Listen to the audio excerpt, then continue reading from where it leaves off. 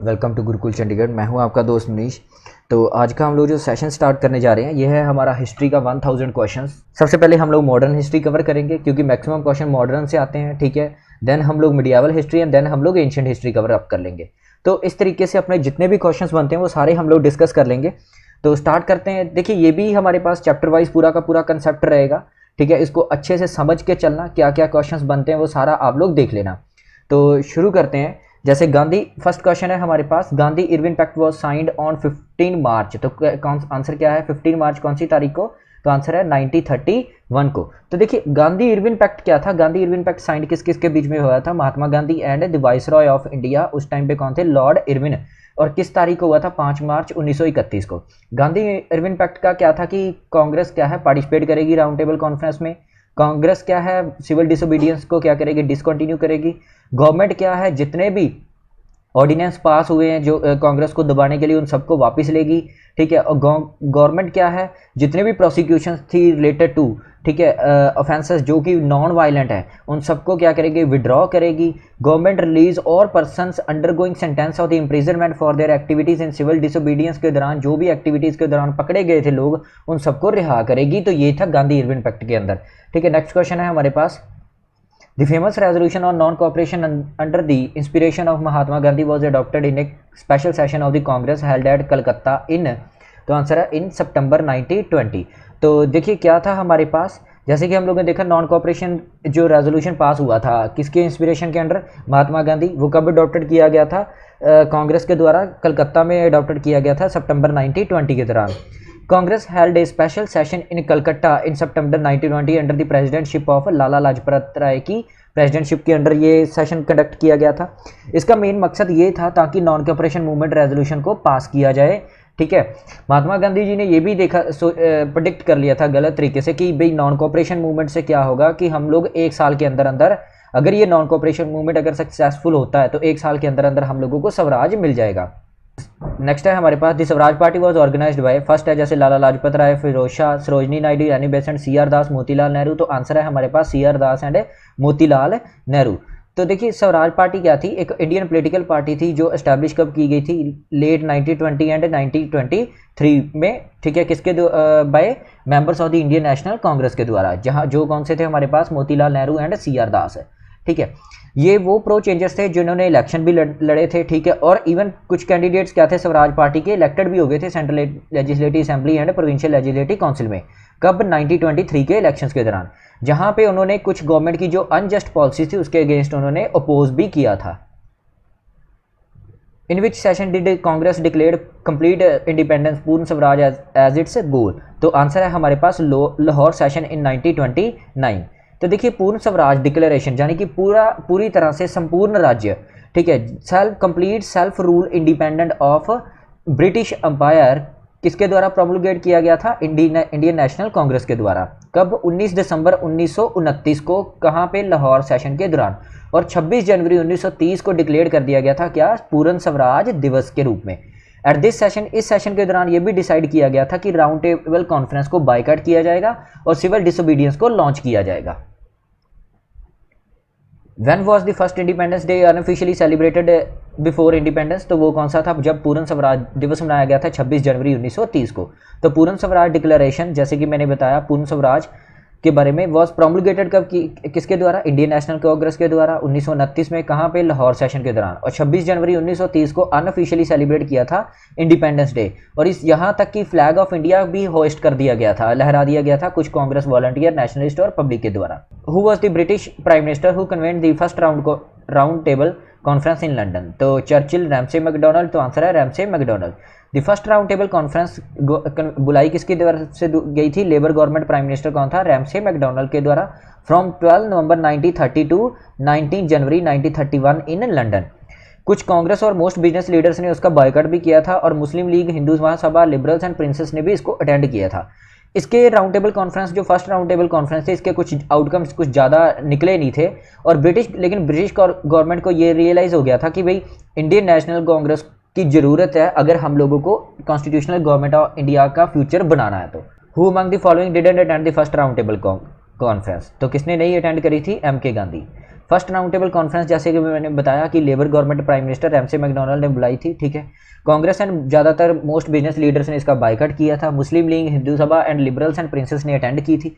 इस कॉन्फ्रेंस से पहले एम के गांधी जी ने इनिशिएट किया था क्या, सिविल डिसोबीडियंस मूवमेंट इनिशिएट किया था। किस बिहाफ पे, इंडियन नेशनल कांग्रेस के बिहाफ के ऊपर, इसलिए इन्होंने क्या किया था, कॉन्फ्रेंस अटेंड नहीं की थी। Who open the first round table conference, तो किसने ओपन करी थी, तो आंसर है the first round table conference was open by king George V। The first round table conference जैसे हम लोगों ने पढ़ा कि भाई रैमसे मैकडोनाल्ड ने बुलाई थी, ठीक है, 12 नवंबर 1930 से 19 जनवरी 1931 लंदन में।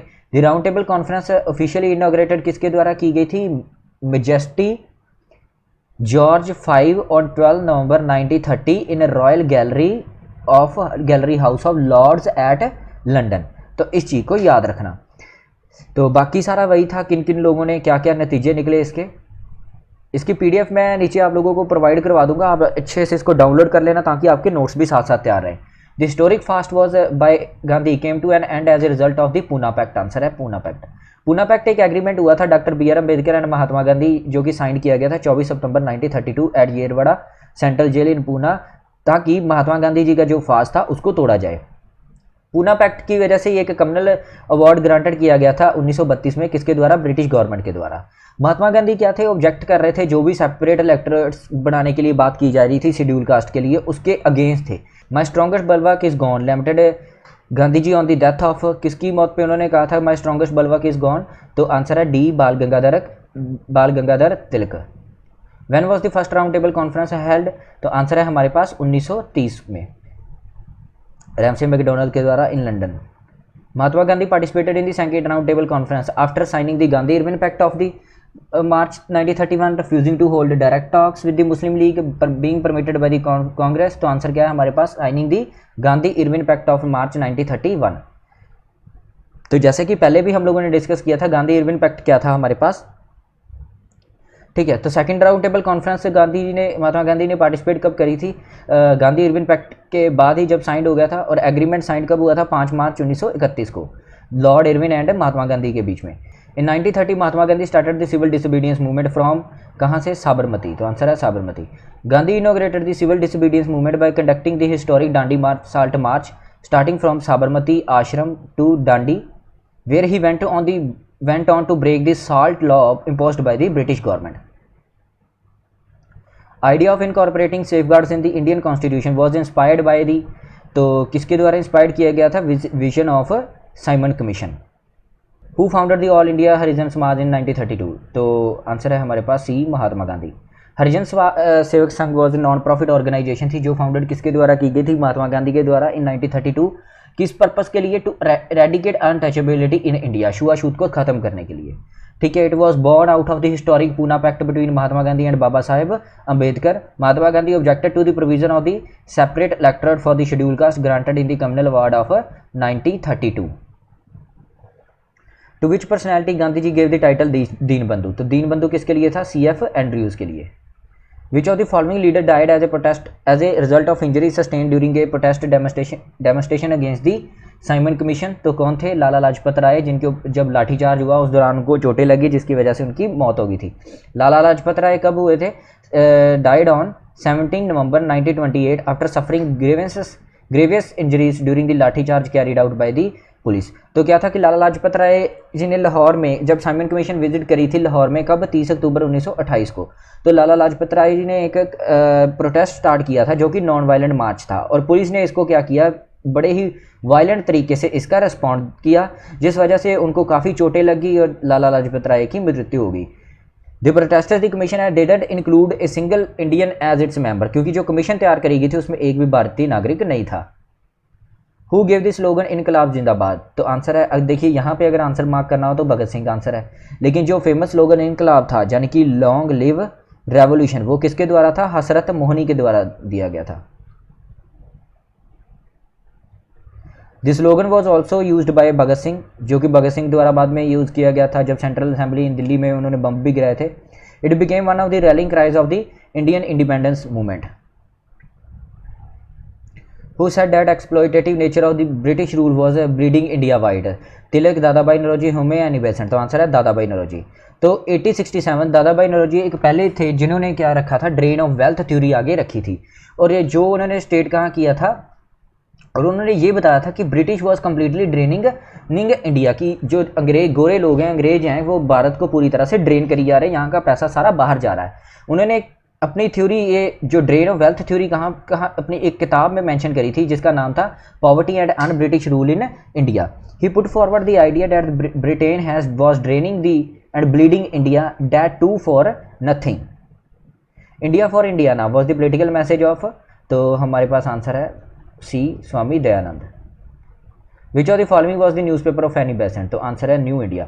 1914 में एनी बेसेंट ने एक इंडियन न्यूज़पेपर खरीदा था जिसका नाम था मद्रास स्टैंडर्ड, और 1 अगस्त को उसका नाम बदल के रख दिया था न्यू इंडिया। इसका ये कोई प्रॉफिट पर्पस के लिए नहीं शुरू किया गया था, ये देश में देशभक्ति लोगों के बीच में जगाने के लिए शुरू किया गया था। उन्होंने क्रिटिसाइज किया था ब्रिटिश रूल और जेल्ड भी किए गए थे इसी वजह से। The newspaper supported the movement of Indian nationalism की मूवमेंट्स को क्या करती थी, सपोर्ट करती थी। अलीगढ़ मुस्लिम यूनिवर्सिटी वॉज फाउंडेड बाय, तो आंसर है हमारे पास बी, सईद अहमद खान। सर सईद अहमद खान एक मुस्लिम फिलोसफर थे और सोशल एक्टिविस्ट और एजुकेटर थे जिन्होंने क्या किया था, एंग्लो मोहम्मदन ओरिएंटल कॉलेज तैयार किया था, AMO कॉलेज कहते थे इसको, जिसका नाम बाद में बदल के अलीगढ़ मुस्लिम यूनिवर्सिटी रख दिया गया था। तो इसका पहला नाम जरूर याद रखना।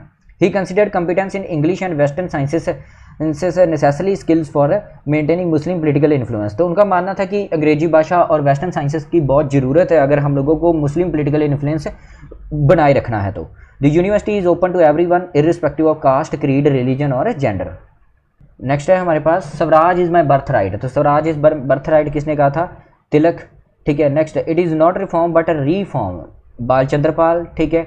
ए subject people has no soul, तो आंसर है हमारे पास Lajpat Rai. And policy of petition, prayers and protest की किनकी पॉलिसी थी, ठीक है, तो वो थी मॉडरेट्स की, कि पटिशंस करेंगे, प्रेयर्स प्रार्थनाएं करेंगे और शांतिपूर्वक तरीके से प्रोटेस्ट करेंगे, वो मॉडरेट्स की थी। तो आंसर है हमारे पास B. Who said that constant drain of wealth from the India was responsible for India's economic misery? Dadabhai Naoroji.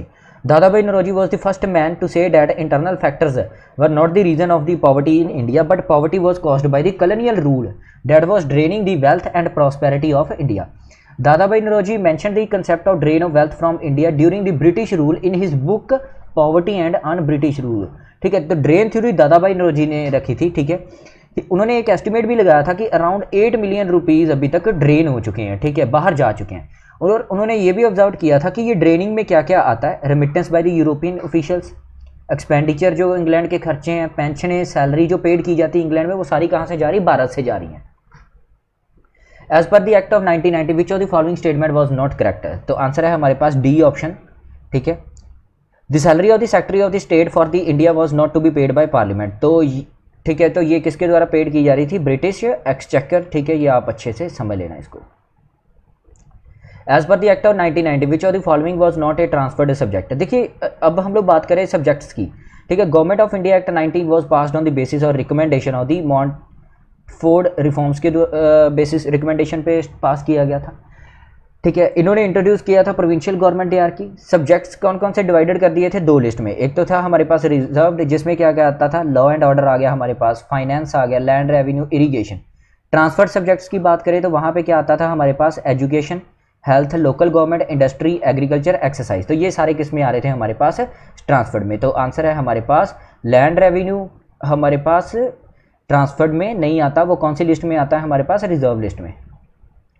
डियार्की which was introduce on 1921 in province was in force till the year, तो answer है हमारे पास 1937 तक वो enforce की गई थी। Home rule league was formed during the, home rule league कब तैयार की गई थी, फर्स्ट वर्ल्ड वॉर के दौरान, ठीक है। The home rule league organisation was established in 1915-16, 1915 से 1916 के बीच बनाई गई थी, कब, वर्ल्ड वॉर 1 के दौरान। किसके द्वारा, बाल गंगाधर तिलक एंड एनी बेसेंट के द्वारा। कई इंडियन रेवोल्यूशनरीज ने सपोर्ट करी, ब्रिटिशर्स की कर रहे थे उस समय, लेकिन तिलक एंड बेसेंट को लगता था कि यही एक हमारे पास अपॉर्चुनिटी है जब हम लोग देश को गोरों से अंग्रेजों से आज़ाद करवा सकते हैं। Thus they decided to organize a national alliance of the leagues across India, specially to demand home rule, यानी कि सेल्फ गवर्नमेंट बनाने के लिए इन्होंने होम रूल स्टार्ट करी थी। The secretary of state for India was given powers by तो act of 1990। The secretary of the state for India was British cabinet. Secretary of state कौन था? ब्रिटिश कैबिनेट मिनिस्टर था। And political head किसके थे? Of Indian officers के। This post was created in 1858 by the government of India act which transferred the power to British crown when East India Company rule in Bengal ended. ठीक है, जब east India Company rule को ख़त्म कर दिया गया था तब ये पूरी की पूरी पावर्स किसके पास चलेगी थी यहाँ पे एडमिनिस्टर करने की?